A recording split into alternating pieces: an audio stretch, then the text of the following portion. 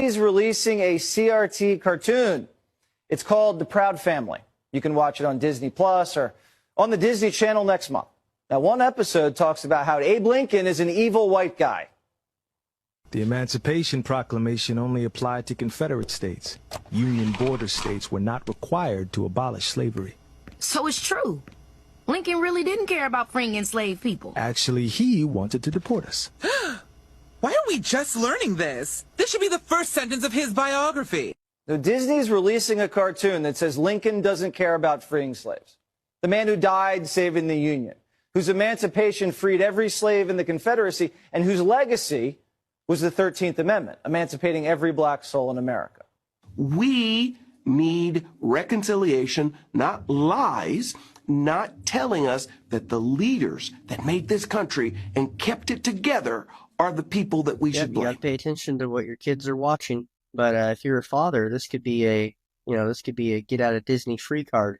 Show your wife this and say, we can't support this anymore. This is the Painted Town Red podcast where we summarize the news. My name is Chance, and it is Wednesday. Some federal news. Elon did a press conference with President Trump in the Oval Office. You may have seen it. He expressed his goal of cutting corruption and slashing the national debt in half. In one exchange, a reporter from a very out-of-touch media company asked Elon the lie that Elon spread about $50,000 being spent on condoms in Gaza, and instead the condoms were sent to Uganda. Elon replied, "We are going to make mistakes, but I don't think we should send that money worth of condoms to anyone." CNN has tanked. All these media companies have failed, and yet they still insist on being so politically driven. Watching them kind of wither away is pretty fun.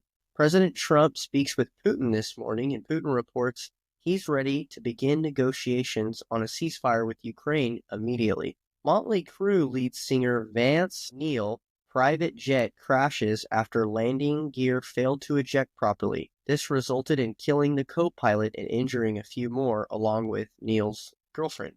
Seems like ever since Trump got elected, it's like all these plane crashes. I don't know why. Colombian nationals arrested in connections with dozens of home burglaries in Oregon.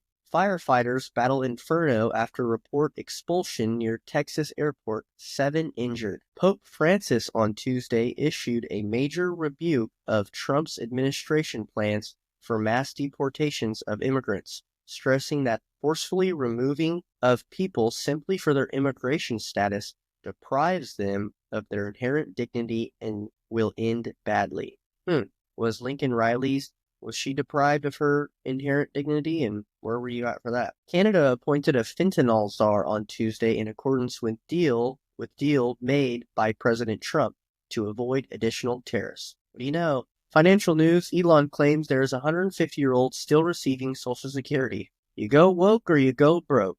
Bud Light shifts in the right direction with a Shane Gillis Super Bowl commercial. Good idea, experts predict. Basic business sense. Know your audience. Disney, I hope you're paying attention. Egg restrictions hit major grocery stores all around the nation in order to negate price spikes. Here's a bit of financial advice for some of the weed smokers.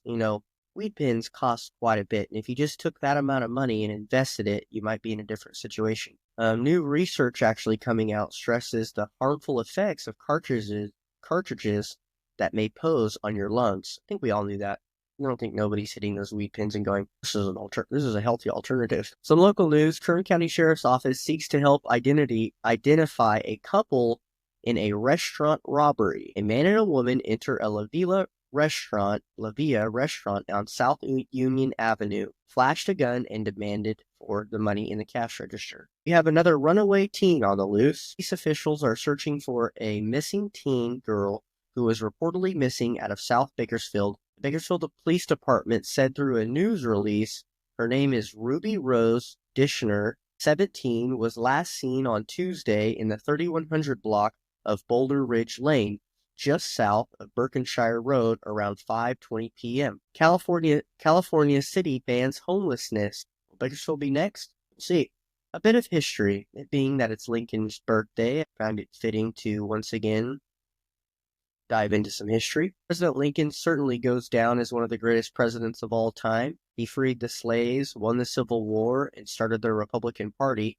that prioritized freedom. Skeptics today claim that Lincoln wasn't a Christian and he didn't care about freeing the slaves. Lincoln had known problems with organized religion, but he did believe in Christ and he did worship him, along with citing the Bible in many of his political conclusions. One of the infamous times is when he quoted Matthew 12:22 through 28 in his speech when receiving the Republican nomination. A house divided against itself cannot stand. Lincoln also ran for presidency with this sole message of freeing the slaves. In that same speech, he said this. Now, I'm going to try to attempt to read this, but, it's a little hard. Not that good of a reader, turns out. Mr. President and gentlemen of the convention, if we could first know where we are and whither are tending, we could then better judge what to do and how to do it. We are now far into the 5th year since a policy was initiated with the avowed object and confinement promise of putting an end to slavery aggregation. Under the operation of that policy, the aggregation has not only not ceased, but has constantly augmented. In my opinion, it will not cease until a crisis shall have been reached and passed. A house divided against itself cannot stand. I shall believe that this government cannot endure permanently half slave and half free. The president campaigned on freeing the slaves as his main message. So why was Abraham Lincoln killed? John Wilkes Booth was a man who grew up in a slave state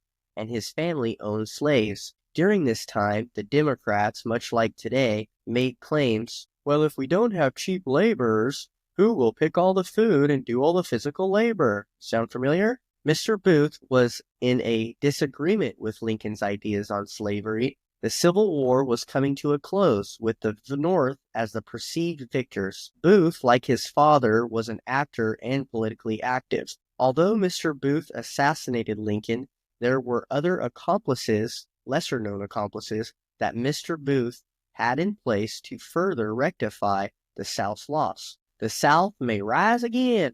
Mr. Booth assigned Lewis Powell to assassinate Lincoln's Secretary of State, William Seward.